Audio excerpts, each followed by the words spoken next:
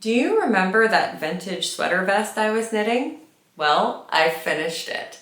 Hi, I'm Erica and welcome to my channel, Dizzyknitsandcurls, where I create a vintage-inspired, goth-adjacent wardrobe and the beauty looks that go with it. And today I am talking all about this vest. It is a pattern from the late 1930s, early 1940s, from a pamphlet I got on Etsy called Corticelli Fluffy Knits. And I will show you guys the vest we have knit. So this was a Canadian yarn company and yarn. And it was either the late 1930s or the early 1940s. I'm having a hard time deciding exactly when, but there are pictures that look like they're actually of like factory workers. So I think that this is probably within the 1940s. This is, I'll try to show you guys the one I knit. So here is the sweater in the book, and as you can see, the cardigan, the vest behind it has "Careless work is treason." Yeah, so that's why I think it's from the 40s. I think it came out pretty good. The fit is really nice. It is worked from the bottom up. I did it in the Cascade 220 Superwash yarn in Christmas green, and then I overdyed the Christmas green with kind of a dark blue to give it this sort of mottled, darker, cooler toned green look. I definitely want to make another pattern from this book. It is so much fun to knit these larger gauge but still vintage knits. I'm wearing it with a Pattern Emporium all-in easy fit shirt. I made this one during testing and it's the size 6.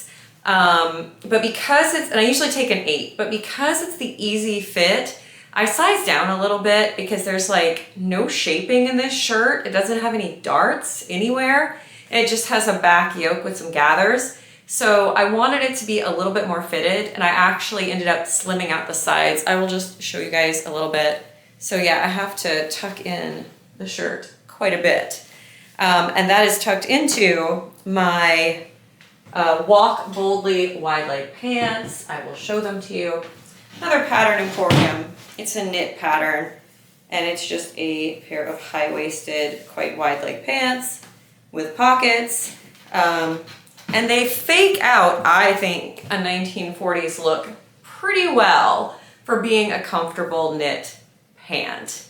I'm also wearing this cute brooch that I think is really awesome for the fall season. I miss Halloween already, but here we are on November 3rd, and so I busted out a squirrel brooch. I got this from Etsy, and I think I have written down who made this.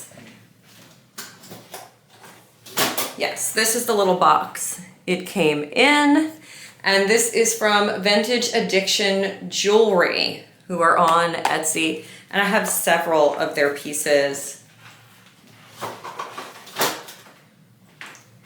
So, the garage remodel is still going on. We have a subfloor. We have a door in the front of the garage now.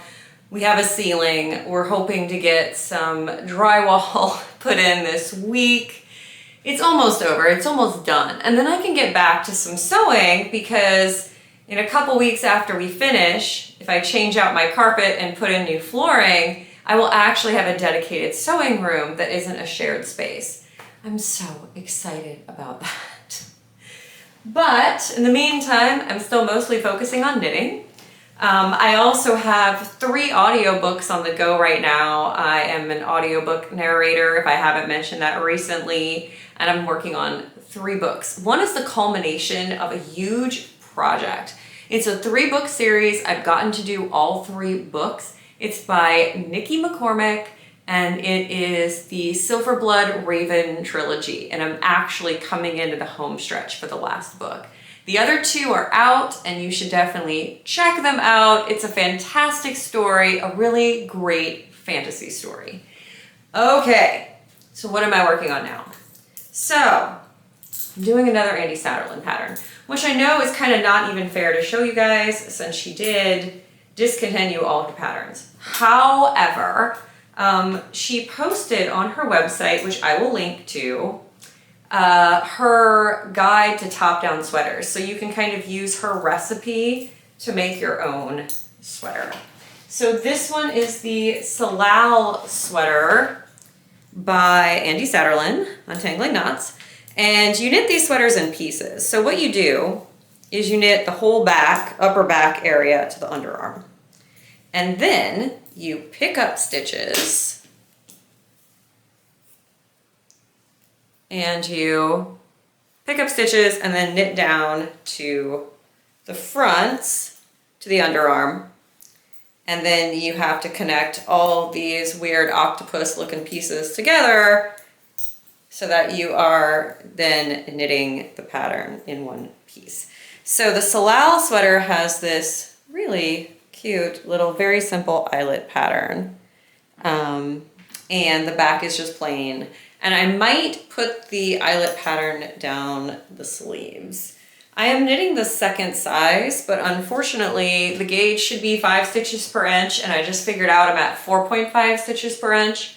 So usually you cast on some extra stitches at the underarm, and if I want this sweater to fit me snugly, because it's supposed to have 2 inches of negative ease, I can't cast on any stitches at the underarm. So at least I was able to save that. But right now it's measuring at 34 inches bust.